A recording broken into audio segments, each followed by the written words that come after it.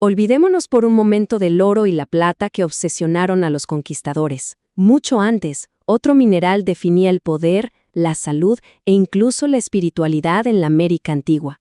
Hoy vamos a descubrir la historia de un tesoro cristalino, el verdadero motor de los imperios. Esta frase, de verdad, lo resume todo.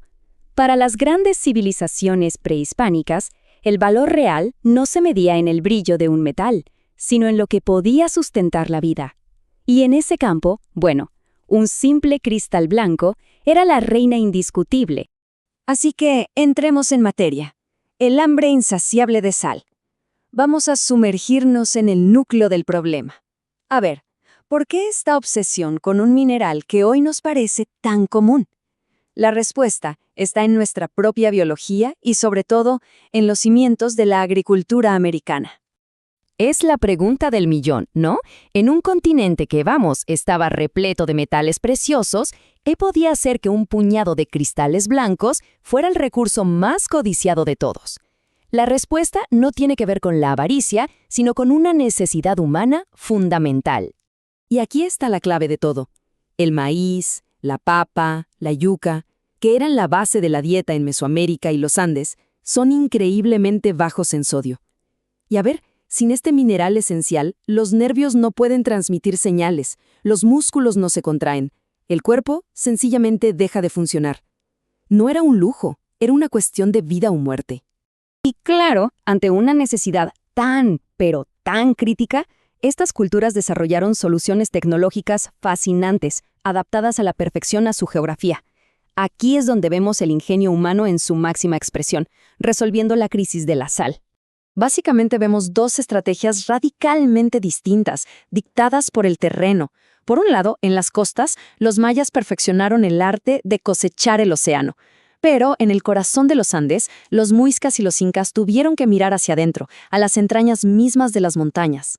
Lo de los mayas se alcanzó una escala industrial. Hay que imaginarse esto: kilómetros de pozas poco profundas en la costa de Yucatán, formando mosaicos geométricos perfectos. El sol del trópico hacía todo el trabajo pesado de la evaporación y ellos simplemente cosechaban el oro blanco que quedaba. Era en esencia una fábrica a cielo abierto. Ahora, si viajamos a los Andes, la estrategia era completamente diferente. Los muiscas, en la actual Colombia, no tenían mar, pero sí una montaña de sal sólida en Zipaquirá. Así que se convirtieron en mineros, extrayendo bloques puros desde las profundidades. Mientras tanto, los incas en Maras, Perú, encontraron algo increíble: un manantial subterráneo hipersalino. ¿Su solución? Construir miles de pozas en terrazas para canalizar el agua y dejar que el sol andino hiciera su magia. Una obra de ingeniería espectacular. Moneda, ejércitos y guerra. Porque claro, cuando se controla un recurso indispensable, no solo se controla la salud, se controla la economía, la política y hasta el resultado de las guerras. La sal se convirtió en poder puro. Y los muiscas, ellos llevaron esto a otro nivel. Su sal era tan pura que la compactaban en panes o tortas de un peso ya estandarizado. Y esto no era solo para sazonar la comida, era dinero. Con estos bloques de sal comerciaban por el oro y las esmeraldas que los hicieron tan famosos.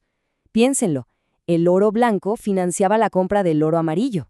Ahora, veamos el caso de los incas, un imperio basado en la expansión y en una logística impresionante. Pues bien, su formidable maquinaria de guerra tenía un combustible secreto. Y es que para mover un ejército a través de los Andes se necesita mucho más que soldados valientes.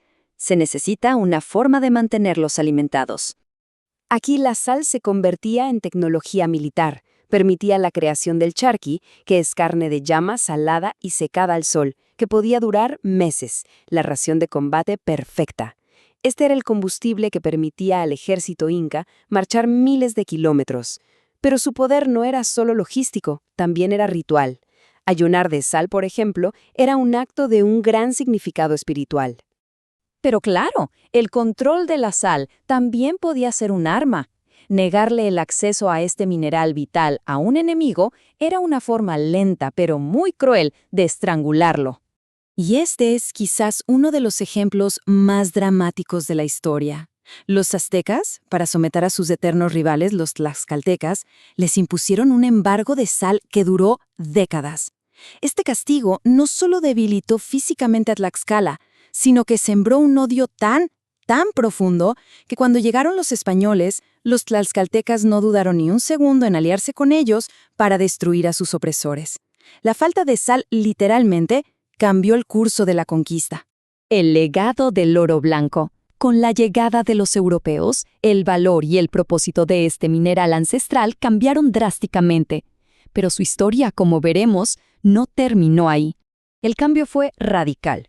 Lo que antes era un bien sagrado, la base de la vida y de la diplomacia, se convirtió en un simple químico industrial.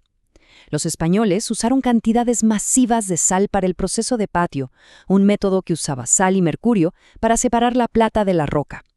La sal pasó de ser un fin en sí misma a ser solo un medio para extraer otro tipo de riqueza.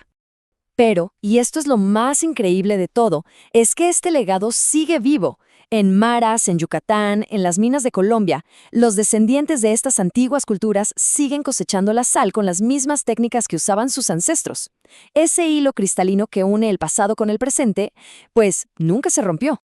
Y esto nos deja con una última reflexión. La sal es un recordatorio de que las fuerzas más poderosas que moldean la historia a menudo no son las más obvias.